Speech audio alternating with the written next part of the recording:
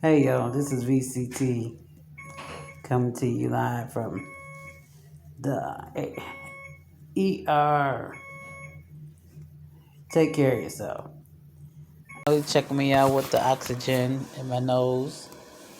And basically, I'm using my own medical health crisis to teach that you have to take better care of yourself. Earlier this year, I had claimed to, you know, claimed to, that I was going to get in better health. And I actually started my own version of my getting my healthy, better self. And I started exercising. We got the pool together, um, and I just been exercising on my own at my own pace. And sometimes things shift in your body because I knew that I had to do something, and I know that I wasn't going to start jogging, and I wasn't going to go to no gym, or I wanted to be in an environment where I felt safe and comfortable and I could exercise without overexerting myself and not hurting myself because gravity is a real thing. And so as I've been exercising and lost a few pounds, but lately I just felt something different in the air, and that things shifting in my body. And that happens when you start exercising because your body is an awesome machine, and you might have an idea of what you want to fix, but it fixes what it needs to be fixed first. And it turns out that my lung had, I guess, deflated, almost. And when I had a last year, oh, actually, last year November before last, unfortunately, I got hit with the COVID, and it triggered my asthma. I've had asthma all my life, but I never really had no flare ups until after I had COVID, and that triggered the asthma.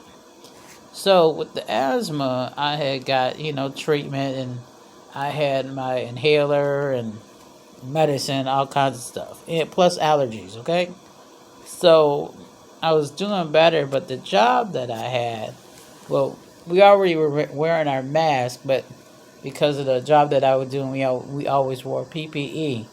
But mind you, the job was always cold. I've always had to have, extra layers of clothing on. And so I'm figuring I'm just cold, and it's just because of where I work. Well, I left that job by the grace of God and moved on to something else, and it wasn't as cold. I mean, they still had AC, but all of a sudden I'm feeling something different. And then the fires evidently out there, we were experiencing a red haze out here, which was made the air quality different.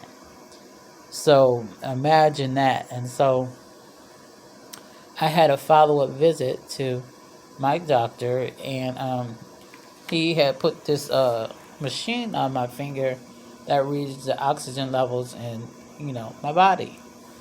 Well, it was low before, but it was still like mid-range. It wasn't concerned.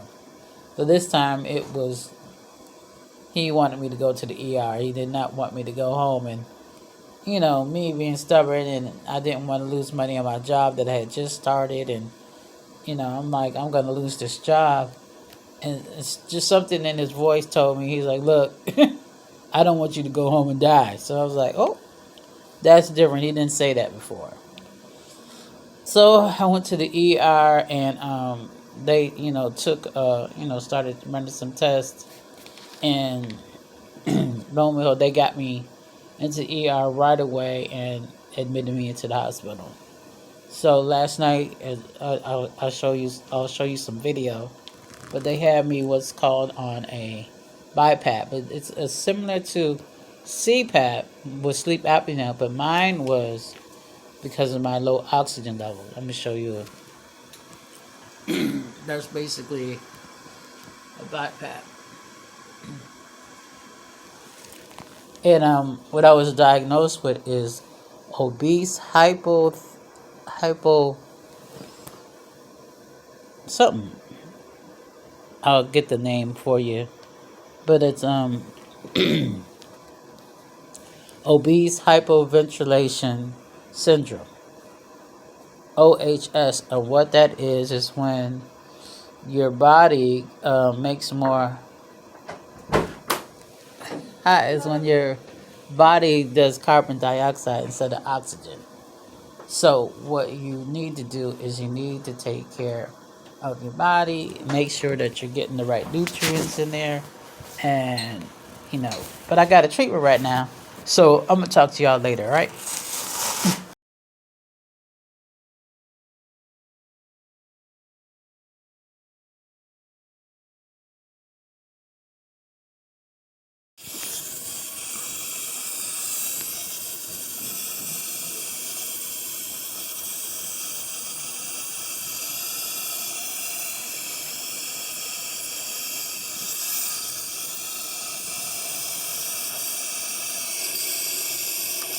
This is why you gotta take care of yourself. Ain't that right, Miss Taylor? No, you talking to someone. Tell him, Miss Taylor. Tell him. Fat kills. You just gotta take better care of yourself, okay? That's better.